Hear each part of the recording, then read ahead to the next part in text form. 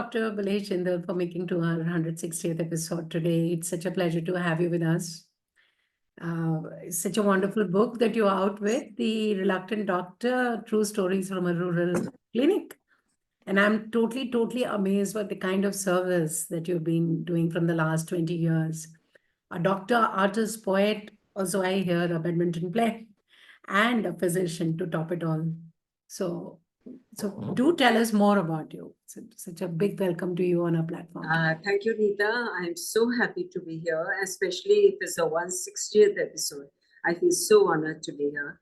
You're doing a wonderful job, and that you've read my book makes me so happy.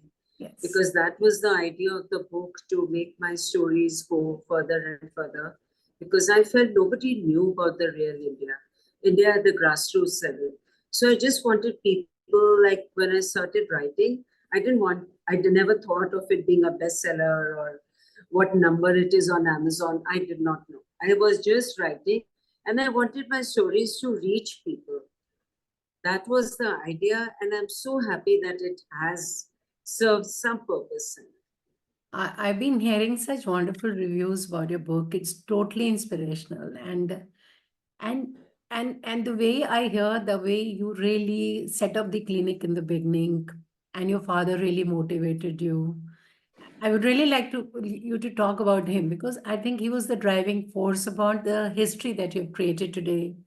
Because as per the title, yes, you were quite reluctant in the beginning. You didn't know, you were looking forward to go to London. And then suddenly he tells you and makes you see the purpose in your life. So what Yeah. role did he really have? I've read the book and I know that, but I would still like you to talk about him a bit. Okay, the thing is, I was the only sister. I have three brothers. Right. So my father really pampered me, and maybe because I was doing very well in studies, I just fulfilled every dream that he had. And I never thought with so much pampering, and I was an urban girl. He would actually have dreams that I go and practice in a rural area. That was a big shock to me when he said, like, this is your practice, and you help the poor and no patient. He told me one sentence which I've stuck by all my life. He said, no patient should go out of your clinic unhappy. Don't send anyone back. Even if they don't have money, treat them. And I really stuck to his sentence that he told me. And I think that helped me throughout my life. And every time I was doing something, I felt I was making him proud. Yes, and I think that was... Definitely. I mean, he's been the driving force, and the way the whole memoir has come about. It's your 40 years of devoting to the underprivileged, to Kapasera, to Bijavasan, to all those places from where your patients are coming to you. It's hats off to you for doing what you're doing, the kind of service that you're doing. It's not very easy to sit in that setting and treat the patients. And you've done it against all odds. You've mentioned, and that is the beauty of the book, you've also mentioned that how your internship helped you in treating different patients at different point of time. So tell us how finally the book came about, in the sense, the memoir. How did, and what was the point when you really thought, I know you wanted to make, I just said that you wanted to make this story more accessible to people. But what was that turning point where you felt that I have to do that? I have to kind of write this. I know you've written 100 Dreams earlier, but and how much time? So perhaps you would like to tell people how much time it took you. How did you kind of put together all those cases together and put them? I mean, there are so many of them, but you still decided to pick a few and talk about them. Yeah. Okay. I would say the conception took 40 years. This conception lasted 40 years because basically I wanted to do English honors like before I did medicine, because I was writing right from class 2 or 3. I was writing and my essays were being appreciated by the nuns. I'm from a convent school. So they appreciated. I was reading Shakespeare and I thought I would become a writer. And I told my father, I will top the university, I'll become the best writer in the world. I want to do this. But, when I changed over to LSR just took me because I had got the highest marks in English literature in all of Asia You know, our Oh my papers used to God. go to London to get checked in Oh my IIC goodness. that time. So I was talking about my father. Hmm. I was in the school and I wanted to do English literature. But as things happened, he just went to his bedroom silently Hmm. and he didn't come out till the morning. And in the morning, like, you know, those days, children, we just learnt by the looks of our parents. Yes, I Nobody know. ever had to tell us anything, So right. you know. So right. Absolutely. Yeah, so I just came out in the morning and I said, okay, I'm joining pre-med. So I joined pre-med and that's the story. So English literature was kept aside for 40 years. But when these patients started coming, and these, I was seeing gang rapes, I was seeing bride burnings. So all these stories were sinking inside me and they were bothering me. So Hmm. the conception of the book is about 40 years and the birthing took 1 year, I would say. That was post-COVID, which came as a, I would not say a blessing because I know it was tragic for a lot many people. But I reduced my, I mean, I was at home by default. So 1 year I was there. And then my son, who knew my dream was to write a book. Hmm. So he told me that if you don't do it now, you'll never do it. So Absolutely. that took me 1 year, whole of 2020 took me to write.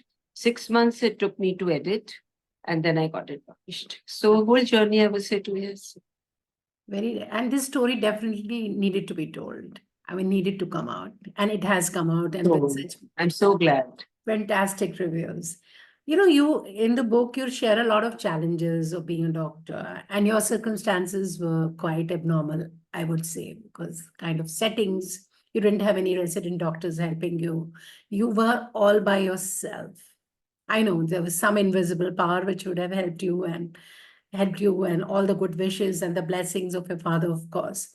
But can you tell us one particular, maybe few difficult moments that you faced which shaped your perspective on the medical profession? Because I'm sure there were so many times you would have just wanted to just get out of the whole situation. Yeah, yeah, yeah. What really changed you? What really the perspective, or maybe some very, very, I would say abnormal circumstance again, which kind of made you believe in medical profession, or maybe made you more that yes, I want to be around. I want to make a difference.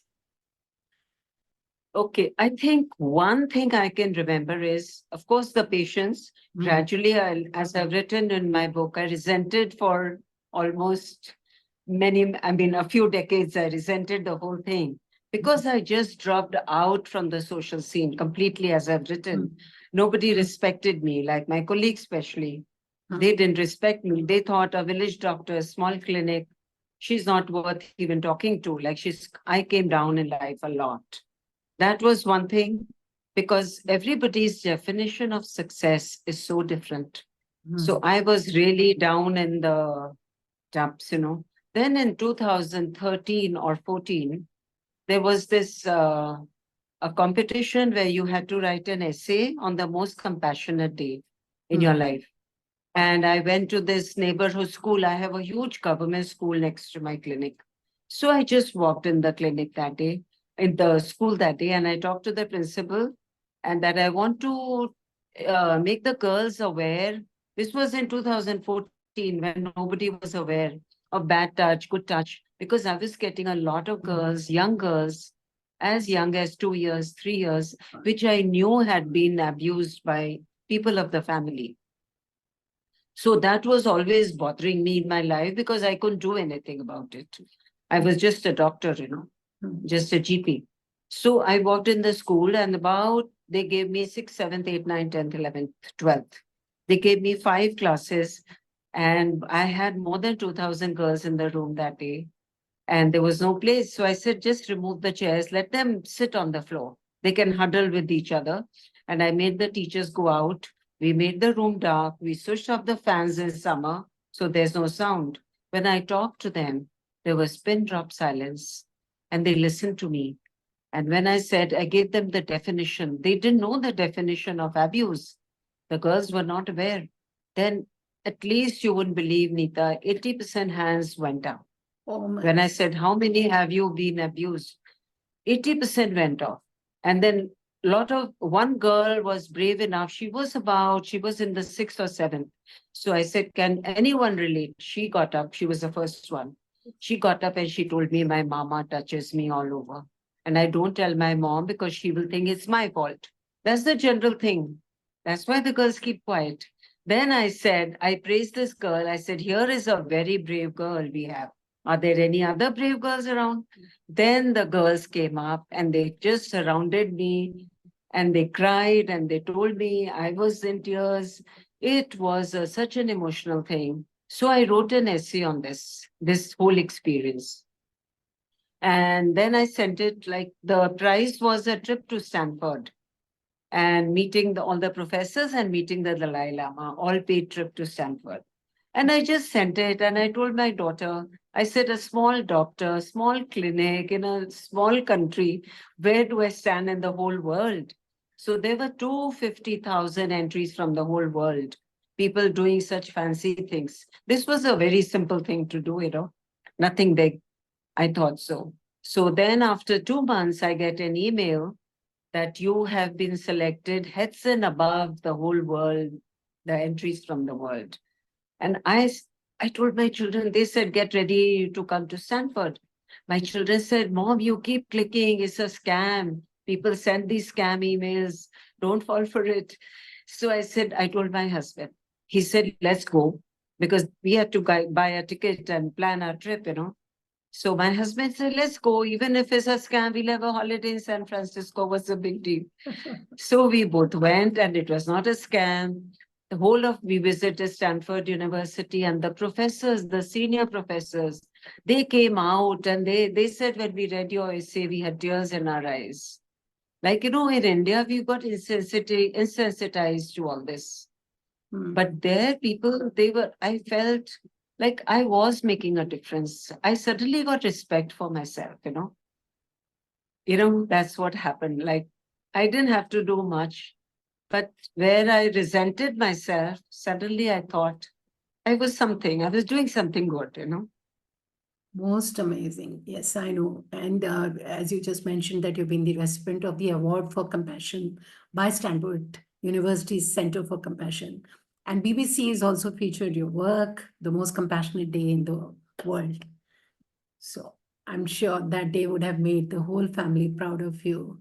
And as you said, that you were finally convinced that you were going in the right direction. Yeah. But tell me, I mean, I know you see so many patients, so many stories still needed to be told. I'm sure you would need many more sequels to this book, because I'm sure when you write something, you realize that, yes, you missed out something. But tell me, I mean, the kind of mental toll it takes on you when you are talking to these people. They're coming to you. You're like God for them. You're making a difference. But then, of course, there are successes, there are some failures. You can't help it. I know you mentioned few in the book as well about the patients. I mean, you couldn't do anything. You had to send them out. Parents don't understand. So at that point of time, what keeps you going? See, mental toll, yeah, very well said. You said that, and especially for a person like me. Like, I'm sure most doctors aren't like that, and they shouldn't be. I am I would say, pathological, empathetic person. Like, I carried the stories home. They kept me awake. Like, if a patient, I couldn't treat them. And not that I made a mistake, I was very careful, thanks to my husband, because he was my constant guide, because he was in a hospital setup and he was going for all the medical legal cases. So he was a good advisor for me. He would tell me, don't do this, don't do that. Though I know this medical legal came only 5-6 years back. Before that, as I've written in my book, I like to be heroic. I like to save lives. Yes. So that was the thing. But what keeps you going, as you asked, keeps you going is the hope in the eyes of the patient, the gratitude. Yes. When they look at you, I think that keeps me going. The love and the gratitude. When these people come touch my feet, or even now I'm practicing, they come from miles away. They're coming from Nepal. They're coming from Kerala. Oh, I was treated when I was 2 year old to you. I don't recognize them, but they do, and they're getting their children.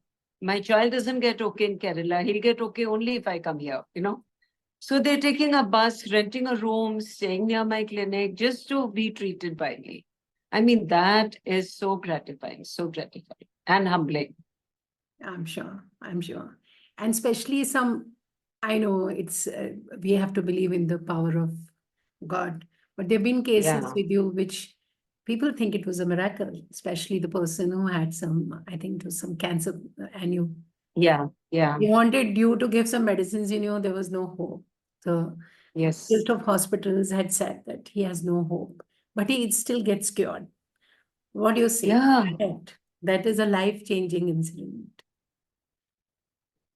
I would say there are many things, in fact, lot of things. Medical science, I would say, knows only 10%. You don't know where the 90% comes from.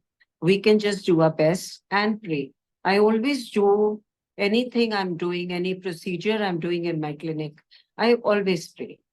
Even for a patient who doesn't have a child, I said, here's my medicine, here's my prayer for you. So I think that matters. Like this man, I had no hope. I was surprised myself what happened.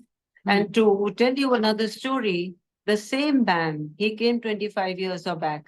I don't mention the timings, I've jumbled them up to safeguard their privacy, the patient's privacy. But this happened about 25, 30 years back, maybe, this man's case, where he got cured of his cancer.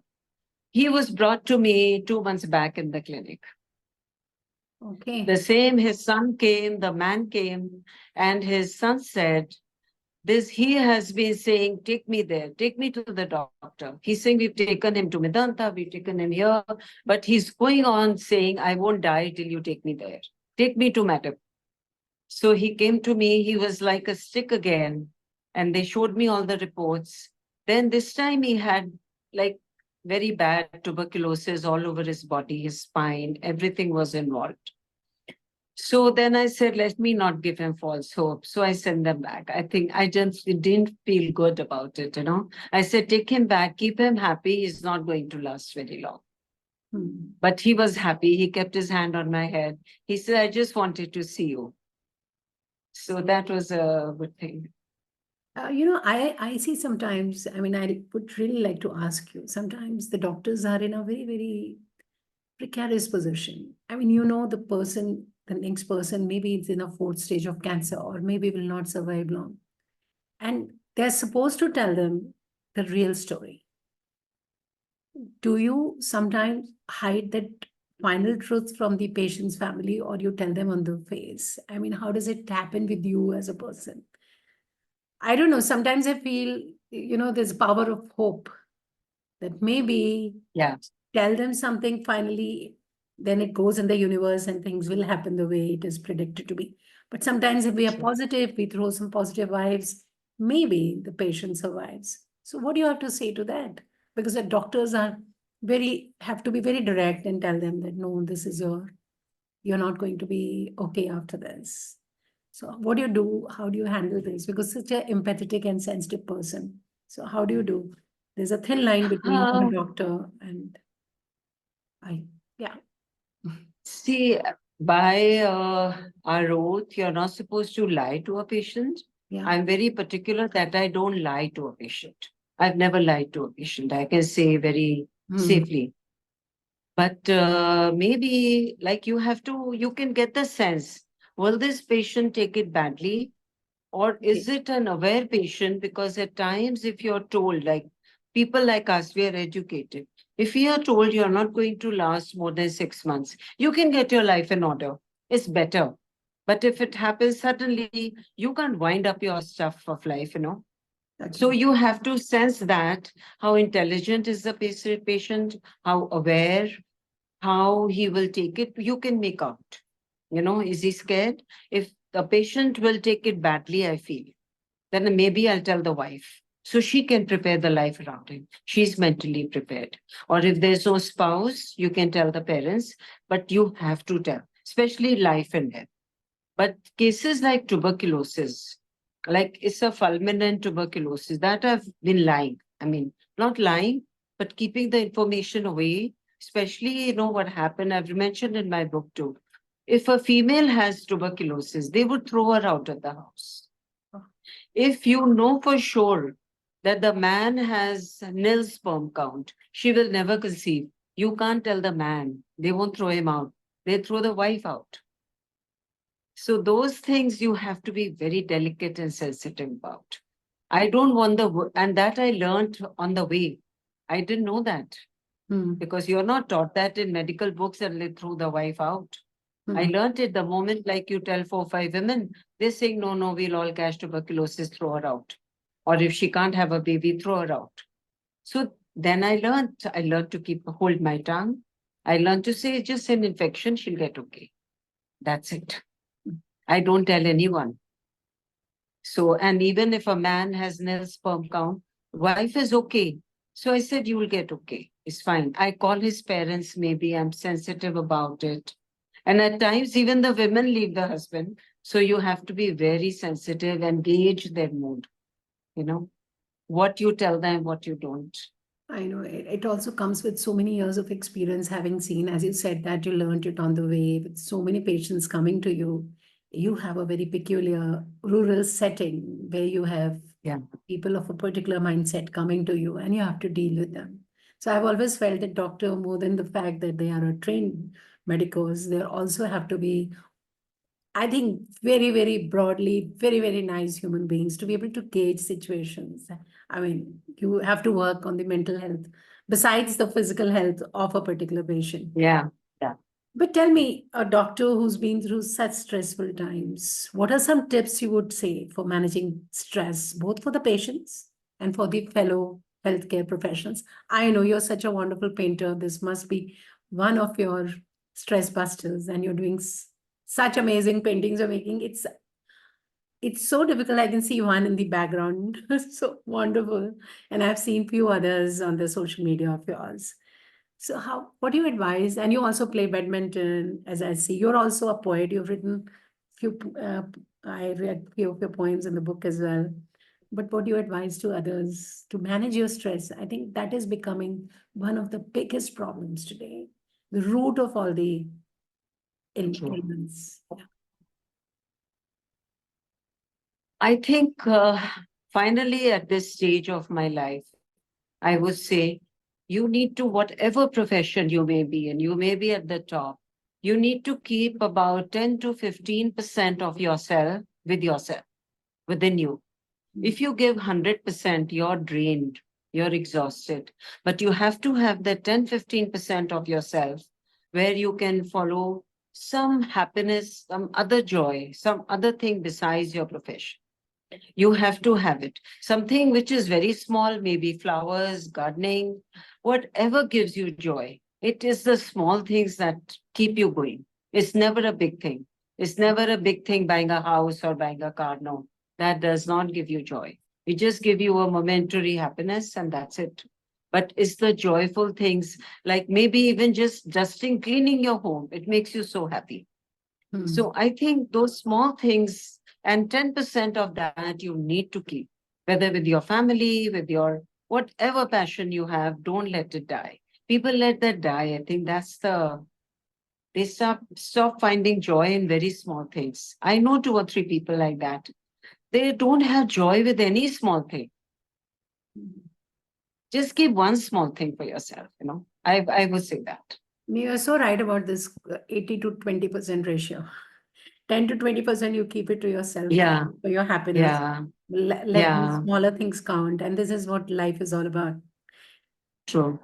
And tell us, since we are towards the end of the conversation, and I would really like to let you take the floor and talk about a little more about this book to the readers. I know they'll be all motivated after having heard you today, but maybe a little more about this book and about your journey ahead, what you would like to do after Reluctant Doctors. Yeah. Well, so Reluctant Doctor surprisingly did well, even though I just needed to write down the stories. I just had to write them down and get them out, And luckily I found a good publisher. Ritasta, Renupal Verma, she published the book. And the moment I had sent it to a few other publishers where nobody responded, not even rejections, just one or two rejections. Some people are, polite enough to send rejections. Most aren't. But Renupal Verma, I think after 2 weeks only, she sent me, these are very potent stories, I will publish them. So that was very heartening for me. And the book has done well. It was, in fact, I was surprised, selected for the NFDC Goa Film Festival for Book to Screen Festival in Goa. So last year I went there. And then I got a very strong interest from a producer, Okay. a very large producer actually, who wanted to make a multi-season serial out of it, OTT. Okay. But then it's still going on, the talks, but a few conditions then, because I could not write more medical stories after that if I did that deal. So I thought there is still more medical. I'm a doctor. My stories have to be medical. So as for future, I've written 2 fiction books. They are almost complete. One is complete with my agent. One collection of poetry again is complete, and which is with my agent. That's called A False Sky. And my fiction is called The Betrayal. So that's fiction. But then I am so full of real stories. My real stories filter onto the fiction. So I don't know where to draw the line between non-fiction and fiction. So I feel most of my fiction is actually real stories from my clinic. I can't stop it. And same as I've written another one, which is very close to my heart. I've written about 30,000, have to write 20,000 more. That's called Kamoka Kamarband. I'm very, very excited about it because that's also a true life, very true life story. I fictionalized it, dramatized it a bit, but it's so true. Things like, this has come from the burning of the bride, because that once you see one person burnt, it doesn't get out of your brain. And I've seen so many being burnt. It doesn't get out. The picture stays. I don't need any research. That's the best part, I don't need to go out. Like people have to go and research nonfiction, read a lot. I don't need to do that. I would say I'm lucky. I have seen all that. I still have thousands of faces. That's why you must have seen my artwork is all faces, I know. Some people say some people say make abstracts. I said, no, my head is full of faces. What do I do? Those faces have gone in me. They're imprinted in my brain. Yeah. I can't do it. Right. So that's Fantastic. What a story, I would say. 40 years of autobiographical journey. Not only a personal memoir, I would say, it's a social economic commentary. yeah. Been there with you for the last 4 decades. These are stories of hope, desolation, tragedy, decadence. I'm moved today, and I had such a wonderful conversation with you, Dr. Jindal. Such a pleasure to have you with us today. And I'm sure these stories rather, of you and your patients and your journey should reach out to as many people as possible. Thank you Thank you. Thank you once again. Thank you, Neeta. Thank you. Thank you for reading the book and appreciating it. I'm so happy. It makes me happy. Thank you.